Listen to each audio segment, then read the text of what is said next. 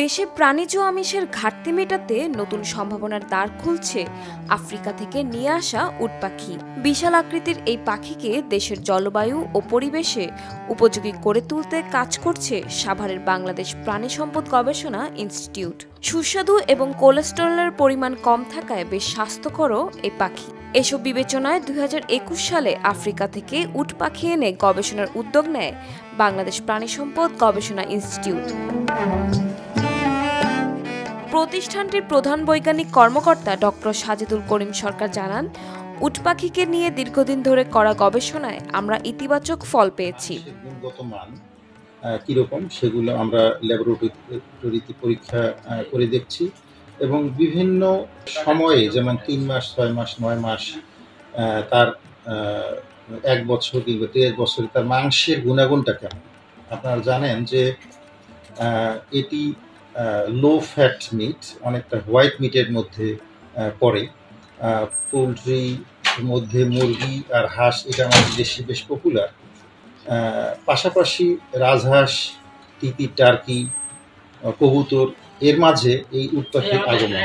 তো আমরা এখন পর্যন্ত যেটা দেখছি যে এটি একটি লাভজনক ব্যবসায় পরিণত হতে পারে। তবে আসলে গবেষণা কার্যক্রম শেষ হলে পরে পূর্ণাঙ্গ প্রতিবেদনটি আপনাদের সামনে উপস্থাপন করা হবে। উট পাখির খাদ্য তালিকায় রাখা হয়েছে শাক, ছোলা ও ডিম। শান্তিপ্রিয় এই প্রাণী সহজে লালন পালনযোগ্য।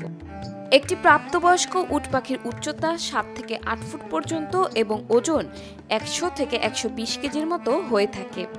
সাধারণত 3.5 থেকে 4 বছরে প্রজনন উপযোগী হয়ে ওঠে উট পাখি।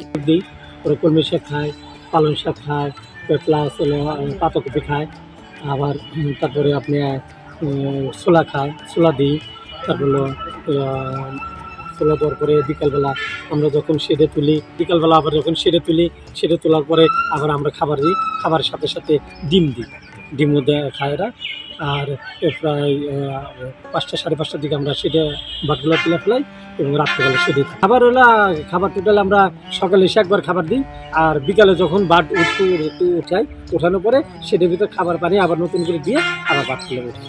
এবছর কিছু ডিম আমরা পেয়েছি। তো আমরা আসলে এটি একেবারে ইনিশিয়াল স্টেজ। তো আমরা পরবর্তীতে এটা সিজনাল ব্রিডার আসলে। তো আমরা আশা করি যে এক সময় আমরা এই ডিম থেকে বাচ্চা ফুটিয়ে আসলে সামনের দিকে এগোতে পারব। এদিকে ডক্টর সাজেদুল করিম সরকার মনে করেন, সঠিকভাবে পরিচর্যা ও পরিবেশ নিশ্চিত করা গেলে উট পাখি হতে পারে আমাদের প্রাণীজ আমিষের বিকল্প ও নিরাপদ উৎস। সম্ভাবনাময় এই পাখি নিয়ে আশার আলো দেখলেও পুরো ফলাফল পেতে অপেক্ষা করতে হবে বলে জানান বাংলাদেশ প্রাণী সম্পদ গবেষণা ইনস্টিটিউটের মহাপরিচালক।